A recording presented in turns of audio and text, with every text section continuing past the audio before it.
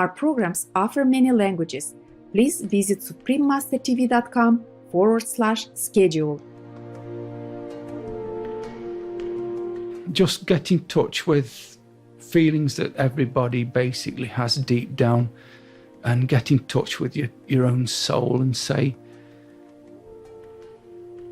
I'm going to do what I know is right rather than what I think I'm expected to do and what's always been done. 73 Cows, Two Courageous Farmers' Compassionate Awakening, Part 3 of 4. Continue watching to find out more.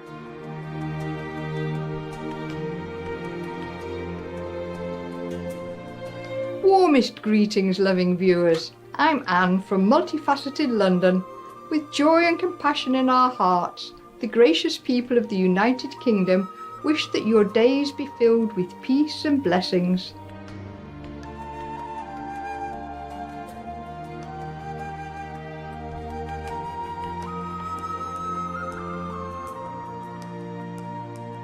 We are delighted to have you join us for part 3 of our 4-part series entitled 73 Cows, Two Courageous Farmers' Compassionate Awakening.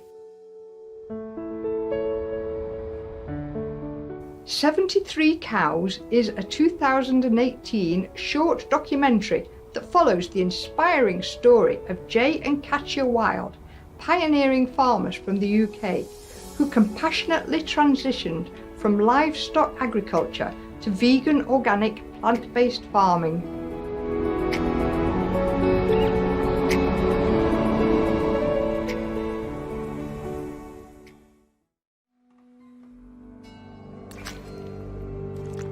It was soul-destroying, that's how it felt. But wanting to keep the farm working as a farm, I just needed to keep doing it until I could find what else to do. It became clear that we really have to find a solution and to get out of cattle farming.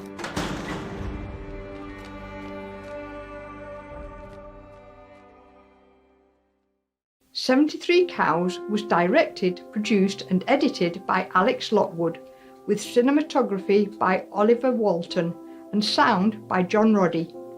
As Alex Lockwood said, the production crew set out with no budget and a team of only 4. Thus, he was humbly surprised by the massive success garnered by 73 Cows, which won the prestigious BAFTA Film Award for Best Short Film.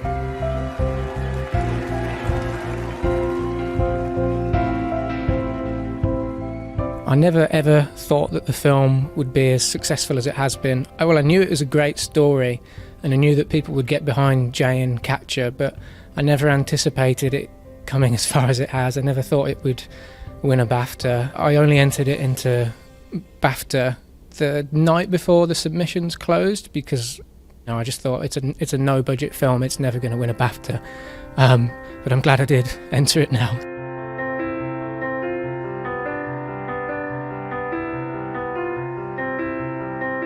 Alex Lockwood's riveting filmmaking has given a platform for the inspiring story of the Bradley Nook Farm's life-saving transformation to reach the screens and hearts of audiences worldwide. Now, the talented filmmaker continues to use his lenses to bring to light other important issues on animal rights and the environment. The film I'm working on next is going to be with PETA, a sort of collaboration, and that's going to be about students who were put into a position where they had to test on animals in order to get their degrees, basically. So it's going to look into a few people who've been put into that situation and really try and analyse their characters and look at why they felt they had to do that and what advice they can give to people who might be put into a similar situation in the future. There's a film that I've wanted to make for a long time, and I'm currently looking into ways of getting it funded. It's a bigger idea. It would be a feature-length film, and that would be about palm oil and the destruction of rainforests, because it's a subject that I don't think is explored enough, even now that people are thinking about environmentalism. People aren't talking about palm oil anywhere near as much as they should be. So that's a film that I really want to make.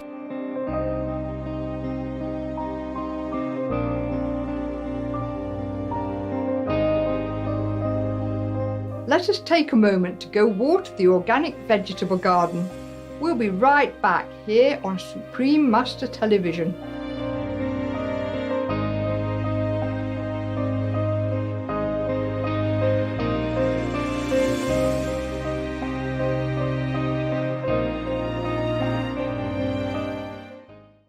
Welcome back to our programme featuring the BAFTA award-winning 2018 documentary short 73 Cows.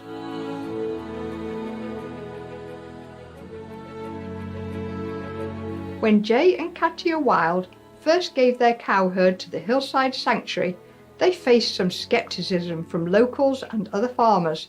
Nonetheless, Jay and Katia successfully changed the Bradley Nook farm into an organic vegan farm and gained much admiration and respect along the way. Based on their experience, what kind of support is most needed by farmers who are also considering making the transition? There's financial support, of course, but I think almost more important, probably quite a lot more important, is to unlock their ability to, I think a lot of farmers are empathetic to the animals, and they kind of compartmentalise their relation to the animal. They say, oh, we look after them to the best of our ability, but then we have to switch off and just do what's necessary to maintain this particular way of producing food. So maybe help to unlock that, to enable them to sort of feel their compassion that I think a lot of them do have, and acknowledge it and say, I don't need to do this anymore. It's not necessary. It's not an inevitable way of feeding people. You don't need to eat meat to live a healthy life. It's not. You can't justify it to yourself or to anybody else. Just get in touch with feelings that everybody basically has deep down, and get in touch with your own soul and say, I'm going to do what I know is right rather than what I think I'm expected to do and what's always been done. It's not an excuse to just carry on because people have done it in previous generations.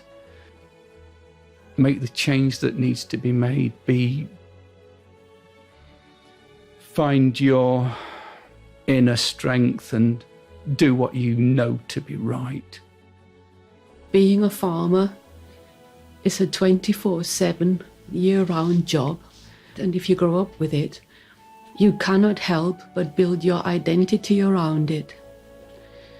And farmers need, first of all, acknowledgement that they are not doing a job because they feel the need to be horrible, but they are carrying on a tradition that is outdated, and they need understanding so they can get to feel their own compassion and see that they are compartmentalizing.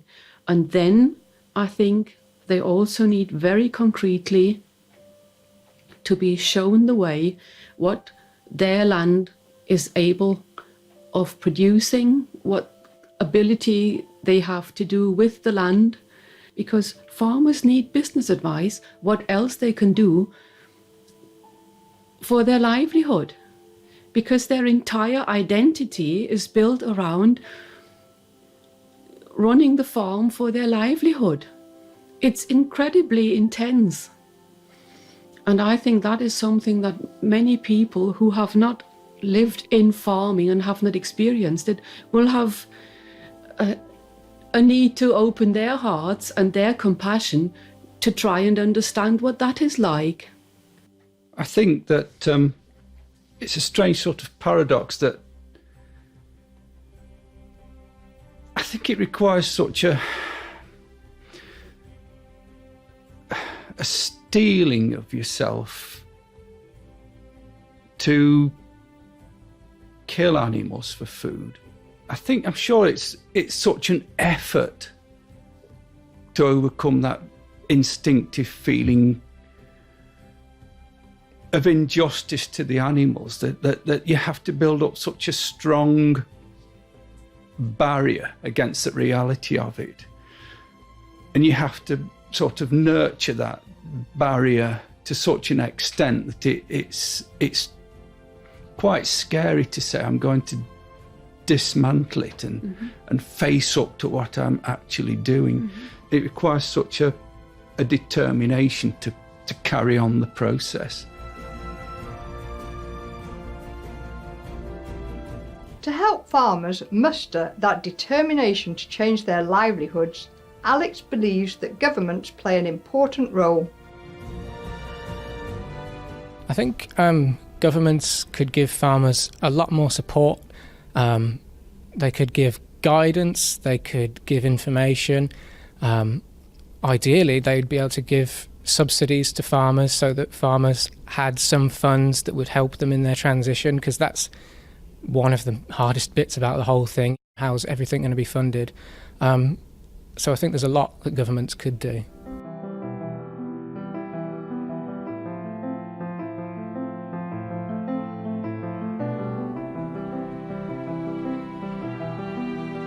For more information on 73 cows, please visit lockwoodfilm.com. For more information on the Bradley Nook Farm, please visit facebook.com/Bradley Nook Farm.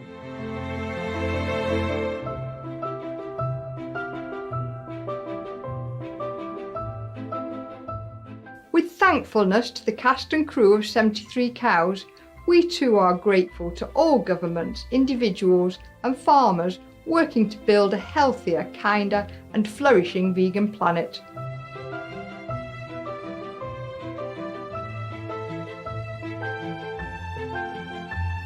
Precious viewers, it's been a pleasure to have you with us today. Join us again on Friday, July the 26th for part 4 of 73 Cows, Two Courageous Farmers' Compassionate Awakening. Coming up next is Finless Porpoises, the Wondrous Smiling Angels, right after noteworthy news, here on Supreme Master Television. May your life be filled with nobility, friendship and blissful harmony. Our programs offer many languages. Please visit suprememastertv.com/schedule and suprememastertv.com/cs. Nos programmes offrent plusieurs langues. Veuillez visiter suprememastertv.com/schedule et suprememastertv.com/cs. Nuestros programas ofrecen varios idiomas. Visiten suprememastertv.com/schedule e suprememastertv.com/cs. Nossos programas oferecem vários idiomas. Acesse suprememastertv.com/schedule e suprememastertv.com/cs.